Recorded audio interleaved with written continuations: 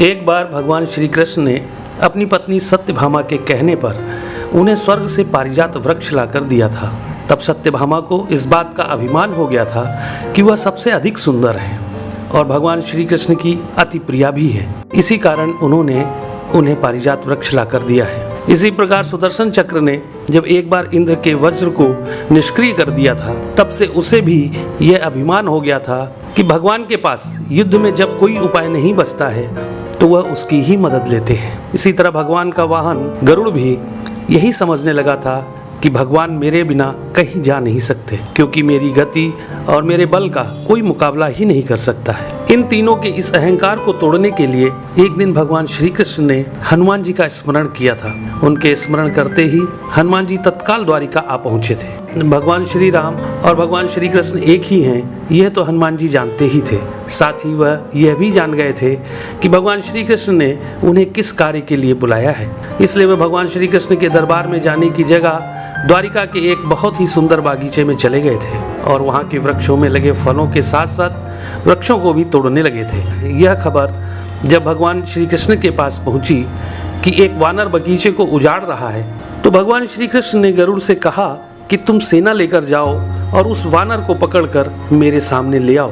तब बल के अभिमान में भरे गरुड़ ने यह कहा था कि प्रभु, एक मामूली वानर को पकड़ने के लिए सेना की क्या जरूरत है, मैं अकेला ही उसे पकड़ लाता हूँ। ऐसा कहकर गरुड़ उड़ते हुए उस बागीचे में पहुंचे जहां हनुमान जी वृक्षों को उखाड़ रहे थे। तो गरुड़ ने उन्हें बिना जाने ही उनको पकड़ने का प्रयास किया था। तब हनुमान जी ने गरुड़ को अपनी पूंछ में दबाकर जोर से कस दिया, जिससे गरुड़ की सांस रुक गई थी।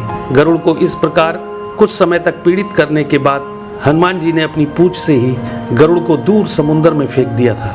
तब गरुड़ बड़ी मुश्किल से खुद को संभाल कर भगवान श्री कृष्ण के दरबार में वापस आकर यह बोले थे कि प्रभु, वह कोई साधारण वानर नहीं है, इसलिए मैं उसे पकड़कर नहीं ला सका। यह सुनकर भगवान श्री कृष्ण ने कहा कि वह अवश्य ही श्री राम जी के भक्त हनुमान होंगे। तुम उनके पास जाकर यह कहना कि श्री राम ने उन्हें बुलाया है, वह अवश्य चले आएंगे और हो सके तो तुम उन्हें अपने साथ ही लेकर आना। भगवान श्री कृष्ण की आज्ञा पाकर गरुड़ हनुमान जी को ढूंढते हुए वहां से बहुत दूर मलय पर्वत पर पहुंच गए थे और हनुमान जी से अपनी भूल की क्षमा मांगते हुए उनसे यह कहा था कि भगवान श्री राम ने आपको याद किया है, आप मेरी पीठ पर बैठ जाइए, मैं आपको शीघ्रता से उनके पास पहुंचा देता हूं। हनुमान जी प्रभु की यह लीला भी समझ गए थे, इसलिए उन्होंने गरुड़ से यह कहा था कि तुम चलो, मैं तुम्हारे पीछे ही आता हूँ। इधर द्वारिका में भगवान श्री कृष्ण ने राम का रूप धारण किया और सत्यभामा के साथ सिंहासन पर बैठ गए थे और सुदर्शन चक्र को यह आदेश दिया कि तुम द्वार पर रहो, बिना मेरी आज्ञा के कोई भी अंदर न आने पाए। तभी हनुमान जी द्वार पर पहुंच गए थे तो सुदर्शन ने उन्हें रोकते हुए यह कहा था कि तुम बिना आज्ञा के अंदर नहीं जा सकते हो।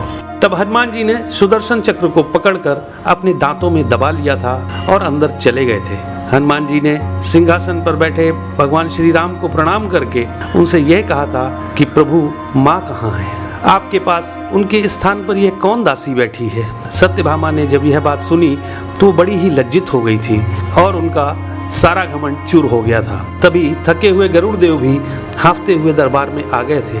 गरुड़ ने वहाँ हनुमान जी को देखा तो वह चकित रह गए थे कि मेरी गति से भी तेज गति से हनुमान जी वहाँ पहुँच गए। इस प्रकार गरुड़ का बल और गति दोनों का अभिमान चूर हो गया था। तभी श्री राम रूपी कृष्ण ने हनुमान जी से यह पूछा कि तुम अंदर कैसे आ गए थे, तुम्हें क्या द्वार पर किसी ने रोका नहीं था। तो हनुमान जी ने कहा, सुदर्शन चक्र ने मुझे रोका तो था, परंतु मैं आपके दर्शन में विलंब कैसे कर सकता था, इसलिए मैंने उस सुदर्शन चक्र को अपने दांतों में दबा लिया था। यह कहकर हनुमान जी ने अपने मुंह से दबे हुए सुदर्शन चक्र को निकालकर प्रभु के चरणों में डाल दिया था। इस प्रकार सुदर्शन चक्र का भी सारा घमंड समाप्त हो गया था।